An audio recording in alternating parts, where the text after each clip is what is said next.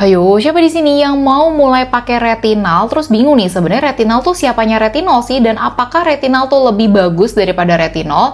Oke, aku bakal bahas tapi jangan lupa tonton videonya sampai habis dan share ke teman-teman kalian.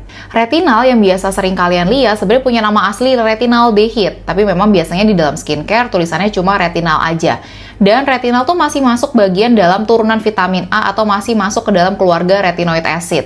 Jadi ya bisa dikatakan kalau retinal dan retinol sebenarnya kayak kakak adik. Nah, kalau misalnya pertanyaannya apakah retinal tuh lebih bagus daripada retinol, kita harus tahu dulu nih kalau macam-macam turunan dari vitamin A, baik retinil, retinal, dan retinol harus berubah dulu atau harus melalui beberapa proses dulu supaya bisa berubah sampai menjadi retinoid acid supaya bisa bekerja di kulit kita. Nah, kalian bisa lihat di sini dari retinil, lalu ke retinol, lalu ke retinal, dan menuju retinoic acid.